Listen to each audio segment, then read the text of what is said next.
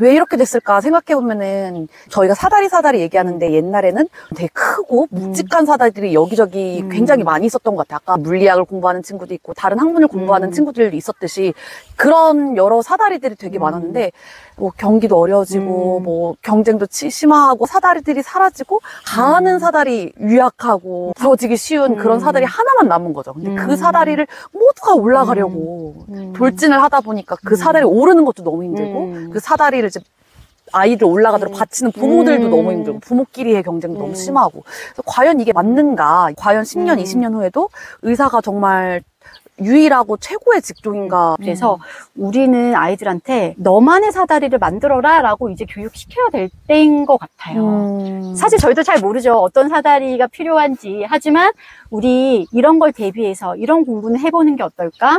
세상의 자본주의는 돈의 원리는 이렇게 돌아가는데 앞으로는 어떤 것에 자금이 쏠릴까? 어떤 수요가 있을까 하는 세상 공부, 돈 공부, 철학 공부를 통해서 오히려 이럴 때 멀리 내다보고 우리 아이만의 사다리를 만드는 법을 가르치는 교육을 해야 되지 않을까.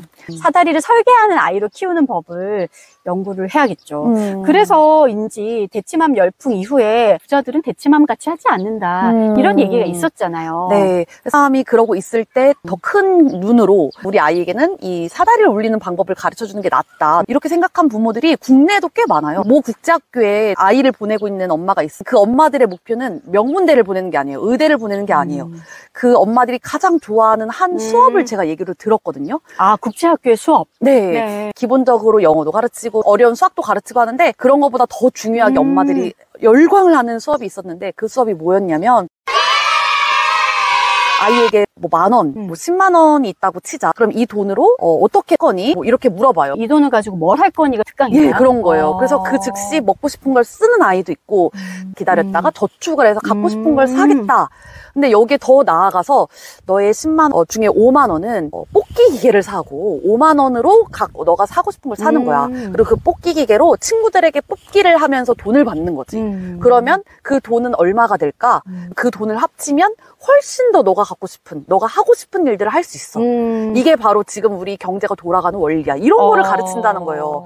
저는 어릴 때 생각해보면 아예 이런 개념 자체를 생각해 본 적이 없는 것 같아요. 돈을 은행에 두거나 쓰거나 이 두 가지 용도가 아니라 돈이 돈을 불리게 할 수 있는 네, 시스템이 맞아요. 있다는 네. 거잖아요. 그걸 애들한테 일찍이 알려준다. 네. 그러니까 너가 갖고 있는 이 남은 자본으로 무언가를 다시 새롭게 투자하거나 창출하는 게 이 경제에 돌아가는 시스템이다. 뭔가를 새롭게 창출할 수 있는 아이라고 생각을 하는 거죠. 뭐 이게 정답은 아니에요. 거기에 다니는 한 엄마를 이제 인터뷰를 해봤는데 아이가 뭐 공부를 못 할 수도 있어. 그럼 어쩔 수 없지. 대신 우리 아이는 이런 개념을 깨우치는 게 더 크다고 생각을 해서 우리가 다 대치동이라고 해서 의대를 모두 보내가지고 획일적인 직업으로 보내려고 하는 게 아니다. 아이들을 새로운 사다리를 만드는 법을 알려주려고 하는 그런 부모들도 많다. 우리도 아예 시각을 좀 바꿔봐야 되는 거 아닌가라는 생각에 한번 이 얘기를 가져와 봤습니다. 그 특강은 몇 학년 대상 수업이었을까요? 그 제가 알고 있는 그 아이는 초등학교 1학년인가 2학년이었어요. 그래서 그걸 약간 놀이처럼 하더라고요. 저는 이게 국제학교라고 하니까 그래 또 이런 교육도 돈이 많아야 하는구나 라고 생각하실지 모르지만 그 초등학교 6학년인데 좋은 선생님이 있어서 작은 경제, 사회를 만들어가지고 교육하는 사례도 알고 있으시잖아요. 네. 경기도권에 그냥 평범한 초등학교인데 아이들이 직업을 정해요.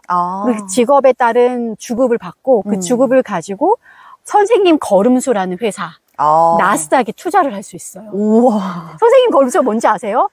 글쎄요. 매일매일 걷는 선생님 걸음수 갤럭시 워치로 측정을 해서 그게 선생님 걸음수 회사의 주가가 되는 거예요. 많이 걸으면 굉장히 상승세가 되고 적게 걷거나 안 걸으면 급락이 되는 거예요. 이걸 매일 아침마다 증권거래소 직원이라는 직업을 가진 아이가 측정을 하고 나스닥 지수 측정을 해서 주가의 흐름을 보여주고 아이는 투자한 돈을 가지고 얼마 올랐네 얼마 낮았네를 가계부 같은 거에 기입을 하게 하셨더라고요. 모인 세금으로는 과자 파티라든지 뭐 피구라든지 아이들이 좋아하는 특활 수업을 하고 아이들 주급으로 투자를 하고 불린 돈으로는 아이들이 원하는 쿠폰을 살 수 있게 경매에 붙이세요.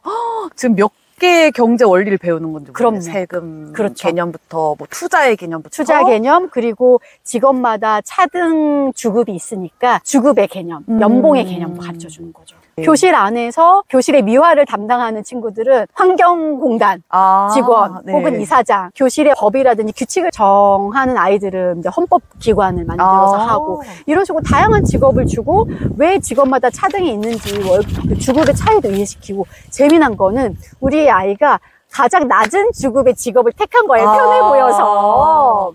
그런데 자기가 해보니 다른 아이들은 주급이 세서 투자도 하고 빨리빨리 부는데 자기 주급은 너무 쥐꼬리라서 잘 안 느니까 2, 3주에 한 번씩 직업을 바꿀 기회가 있거든요. 이번에 바꾸겠다고. 바꾸기 위한 지원서를 또 내요.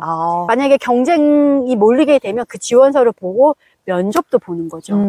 그런 식으로 이제 직업 탐색도 할 수 있게 하고, 너무 재미난 실험인 거예요. 집에서도 해볼 수 있겠더라고요. 네. 아빠 걸음수 회사를 만들어서 그 주식에 이제 투자를 한다거나. 우리 아빠는 주말에 계속 누워있어서 실적이 안 나오면은 아빠를 막 깨울 수도 있겠네요. 그죠? 아니면 요즘 뭐 미라클 모닝 많이 하니까 엄마의 미라클 모닝 회사를 만들어서 엄마가 일어나는 시간 성공하면 뭐 몇 점, 아니면 몇 점, 이런 식으로 회사 지수를 만들 수도 있고, 집에서 응용해보면 좋을 것 같아요.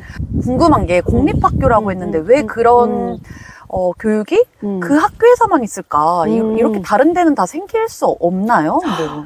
수업 준비를 하면서 아이들 경제교실까지 챙기기가 얼마나 힘드시겠어요. 아이들의 경제관념을 위해서 경제 철학을 도입할 수 있는 환경을 더 만들어준다면 수학 점수, 분수에 뭐 덧셈 뺄셈 잘 못해도 오히려 이런 경제 공부를 통해서 내가 수학은 기본적으로 해야 세금을 잘 계산할 수 있겠구나. 이런 걸 해보니까 수학이 필요하구나 오히려 느끼는 것 같아요. 우리 아이가 그 얘기를 했어요. 엄마, 주급이 높은 직업은 다 수학이랑 관련이 있다. 왜냐하면 국세청, 세금 걷는 직업, 증권거래소 이런 것들은 주급이 좀 높은 편이에요. 그래서 수학에 관련이 있다 생각을 하고, 그리고 본인도 만약에 어떤 자리를 사서 그 자리를 되팔 때 5%씩 그 가격이 뛰잖아요. 그 5% 계산하려면 내가 수학을 잘해야 돼. 이 개념이 생겼어요.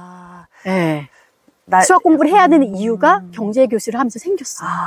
왜 우리 옛날 스스로 깨달을 수 있게 해주는 게 너무 좋은 것 같아요. 네. 재미난 게 아이들이 투자를 해서 불린 돈으로 직접 뭔가 종이돈을 주진 않고 페이퍼상의 장부상의 돈이긴 한데 아이들이 투자한 돈으로 살 수 있는 쿠폰 중에 이런 게 있어요. 선생님 바로 옆에서 급식 먹기 쿠폰. 선생님 바로 옆에서 먹기 쿠폰이 있어라고 물어봤더니 그러면 급식 때 나온 간식, 선생님 간식을 선생님 무조건 그 친구한테 주시는 거예요. 그 친구만 간식을 2배 먹을 수 있어서 저희가 생각하지 못한 포인트네요. 네. 또 한 가지는 전 반 아이들 자리 바꾸기 쿠폰. 그 쿠폰을 산 아이는 자기 마음대로 아이들의 자리를 바꿀 수도 있고 룰을 정할 수 있대요. 엄청난 권력인데. 네, 엄청난 거죠. 막강한 권력이죠. 막강한 권력. 그리고 그 중에서 제일 좋은 자리는 자기가 앉을 수도 있어요. 그리고 그 자리를 다른 친구한테 팔 때는 5%씩 높여서 팔 수가 있는 거죠. 또 수학을 또 공부해야 되네요. 그렇죠. 네. 그러면서 부동산의 개념, 입지의 개념을 아이들이 저절로 배우게 되는 거예요. 좋은 입지를 갖고 있는 게 나중에 더 큰 수익을 가져온다는. 근데 그 입지가 선생님이 잘 보이는 자리일 수도 있지만 아이들이 더 웃돈을 주고 사는 게 저 외곽 자리일 수도 있어요. 뭐 알 수는 없지만 너무 재밌게 부동산 관념도 가르쳐 주시고 제일 비싼 쿠폰이 의외였어요. 선생님의 그 컴퓨터 바탕화면에 얼굴 박제. 이게 제일 비싼 쿠폰이더라고요. 저 같으면 싫을 것 같은데 선생님이 자꾸 내 얼굴 떠올리면서 맨날 너 어딨니? 잔소리하는. 근데 이게 역효과가. 네. 저도 그렇게 생각할 줄 알았는데 아이들 입장에서는 그 다음에 선생님이 컴퓨터를 딱 열었을 때 내 얼굴이 제일 먼저 나오게 설정해 주신다는 거예요. 어머나. 헤어지고 나서도 선생님이 나를 늘 생각하는. 악마가 생겼나 봐요. 우리 나쁘게 생각했는데 선생님과 제자 사이가 그렇게 된 거예요. 그렇게 될 정도로 아이들이 쿠폰을 쓸 정도로 선생님을 좋아하는 거네요. 그렇죠. 그래서 단순히 돈 넣고 돈을 따는 돈 따기의 개념이 아니라 아이들과 교류하고 정서적으로 느끼고 배려하면서 경제교수를 할 수 있구나. 사실 감동받았어요. 그래서 아이들이 그 선생님 바탕화면에 얼굴 박제 쿠폰이 뭔지 보려고 선생님 자리에 갔대요. 갔더니 작년도 반에서 어머나. 그 쿠폰을 샀던 친구의 얼굴이 딱 있는 거예요. 그걸 보면서 나도 저렇게 선생님이 늘 보는 바탕화면에 내 얼굴이 들어갔으면 좋겠다라는 어머나. 마음을 갖게 한 거죠. 너무 따뜻하고 네. 좋은 경제교실이죠. 진짜 이 시스템 놀이가 또 재밌고 하니까 또 선생님에 대한 또 친구들에 대한 그 우정 뭐 이런 것도 좀 있는 것 같고 너무 제가 악마의 시스템이지. 그래서 그 직업 바꾸기 시즌이 되면 신나해요. 엄마 같이 원서 쓰자, 지원서 쓰는 거 좀 도와줘라고 하더라고요. 그걸 엄마랑 네. 얘기하는 것도 너무 좋아요. 네, 그래서 너는 왜 이 직업에 지원을 하게 됐어? 라고 얘기해보고 서로 이렇게 지원 동의서도 쓰는 게 우리가 입사 때 취업 지원서 쓸 때 그거랑 비슷한 거예요. 이력서 쓸 때랑. 그래서 이런 경험도 해보고 참 사회에 대해서 배울 수 있는 방법이 다양하구나.